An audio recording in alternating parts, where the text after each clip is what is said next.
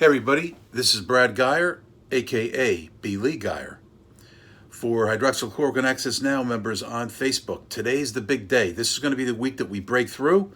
We get the word out to President Trump and to elected officials that they need to get hydroxychloroquine over the counter immediately, and they need to liberalize the conditions under which Americans can get access to ivermectin. We need early prevention. We need to invalidate the FDA protocol, treatment protocol, because it is the proximate cause for why we have so many hospitalizations and deaths. So the first thing you can do, Hydroxychloroquine Access Now members, is in your upper left. You will see in my profile, you'll see a red President Trump hydroxychloroquine over the counter. Copy and paste that or save it to your phone and make that your profile. Get on Team America. This is all about Team America. We're going to end the pandemic by the end of the year. And I don't want to hear any doubting Thomases out there. That's what we're going to do because that's what the times call for. And that's what many people who came before us who made sacrifices against the odds, that's what they expect us to do. So upper left, put that into your profile.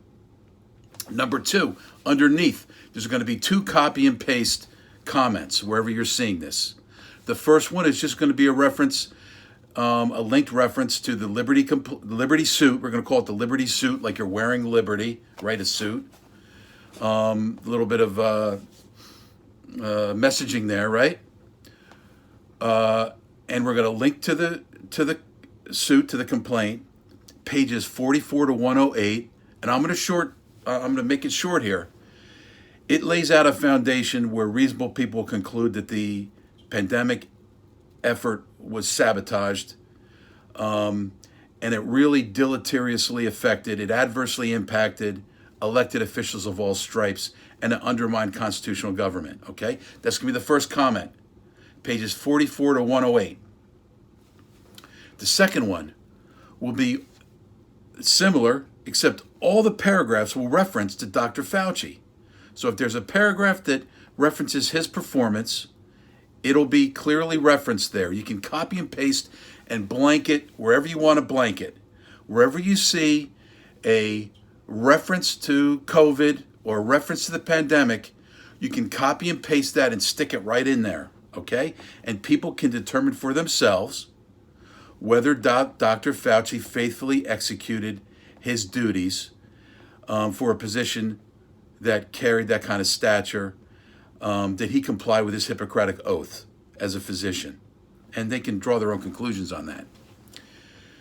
Number 3, in Twitterverse, I'm squatting over there, okay? It makes me uncomfortable being over there. It really hurts my personal business, so it costs me money to be over there. I don't want to get into it, but it does not help me. And if I did not firmly believe that that was a component to stopping the pandemic and stopping the unnecessary death caused by the FDA treatment protocol, I wouldn't be over there. But people over in Twitter universe that have Twitter properties or they have income streams coming from Twitter, I don't understand anything about that. If somebody could explain to me how it is that I could, I don't see any personal benefit to me to being over there. I really don't. And I see all downside, right? But the reason that we put hundreds of hours as former federal fraud prosecutors into pages 44 and 108 is because we made an investment in you. Okay, I'm talking to you conservative pundits over there that are all behaving like you're friggin' independent robber barons or whatever. I don't know what the heck's going on over there. You guys got to get on the same plan. This is about Team America. It's about saving American lives. It's about invalidating the FDA treatment protocol that is filling up the hospitals and killing Americans. We put a lot of time and effort into putting a common platform that everybody can get on board with. Doesn't benefit me. Doesn't help the case necessarily. Do you understand that? We're making that. The fact that you were able to see that is born of lots of sacrifice.